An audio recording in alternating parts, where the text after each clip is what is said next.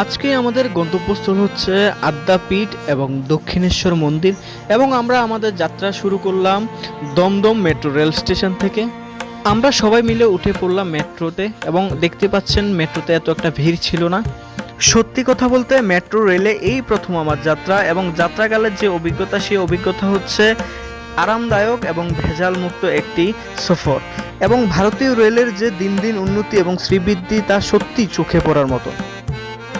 আমরা একদম ঠিক সময় মতো এসে পৌঁছলাম দক্ষিণেশ্বর যে মেট্রো রেল স্টেশন সেখানে, এবং সেখান থেকে নেমে এখানে দেখছেন রেল স্টেশনে বসানো হয়েছে ঠাকুর মা এবং স্বামীজির অবয়ব মূর্তি এবং প্রণাম করে নিলাম আমরা। এবং এই হচ্ছে দক্ষিণেশ্বর মেট্রো রেল স্টেশন ঠিক বাইরের চিত্রটি।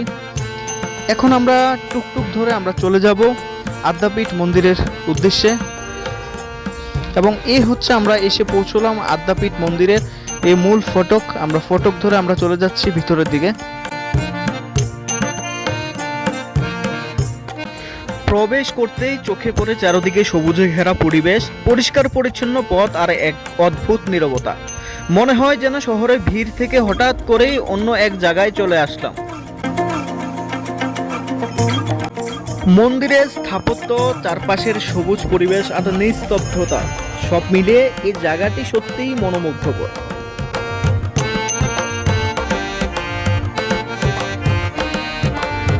বন্ধুরা, এই যে সাদা কালারের মন্দিরটি দেখতে পাচ্ছেন এটি হচ্ছে আদ্যা মায়ের মূল মন্দির এবং এই মন্দিরটির প্রতিষ্ঠাতা ছিলেন শ্রী অন্নদা ঠাকুর।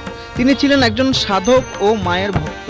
কথিত আছেন তিনি স্বপ্নে মা কালীর দর্শন পান আর সেই স্বপ্নাদেশ থেকেই শুরু হয় এই আদ্যাপীঠের পথ চলা। এখানে মা পূজিত হন মা আদ্যা মা, যিনি আসলে মা কালীর একটি রূপ।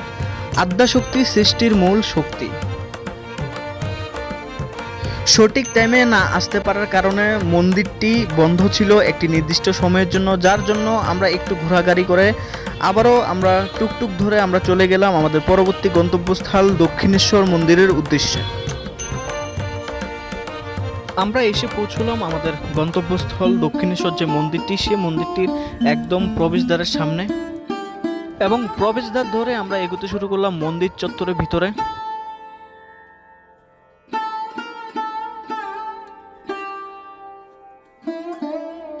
মন্দির চত্বরে প্রবেশ করা মাত্রই একটি অসাধারণ জিনিস আমার চোখে পড়ল, আর সেই জিনিসটি হচ্ছে শ্রী শ্রী রামকৃষ্ণ পরমহংসদেব ভাব সমাধিতে দাঁড়িয়ে থাকা একটি ঠাকুরের প্রতিচ্ছবি। আপনাদের বলে রাখি, এই মন্দিরের সঙ্গে জড়িয়ে আছেন ঠাকুর শ্রী শ্রী রামকৃষ্ণ পরমহংসদেব। তিনি এখানে পূজারী হিসেবে ছিলেন এবং তার সাধনার মাধ্যমে এই স্থান আরও পবিত্র হয়ে ওঠে। বা কি অসাধারণ দৃশ্য! মনে অটুট বিশ্বাস ও ভক্তি নিয়ে শিবের মাথায় জল ঢালার জন্য এসেছেন শিব ভক্তরা। এই মন্দিরটির ইতিহাস থেকে জানা যায় 1855 সালে রানী রাসমণি এই মন্দিরটি প্রতিষ্ঠা করেন। শোনা যায় তিনি স্বপ্নে মা কালীর নির্দেশ পান মন্দির নির্মাণ করার জন্য। তারপরেই গঙ্গা নদীর তীরে এই বিশাল মন্দিরটি তৈরি করেন তিনি। এবং এখানে শুধু মা ভবতারিণীর মন্দির নয়, রয়েছে 12টি শিব মন্দির এবং একটি রাধাকৃষ্ণ মন্দির।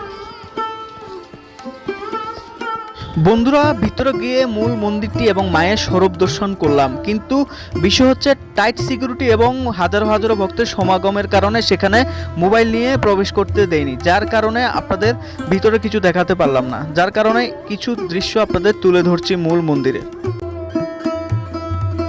মন্দির থেকে বেরিয়ে আমাদের পরিবারের সদস্যরা আমরা সবাই এক ফ্রেমে বন্দী হলাম এবং ব্লগটি এখানে শেষ করলাম। নমস্কার।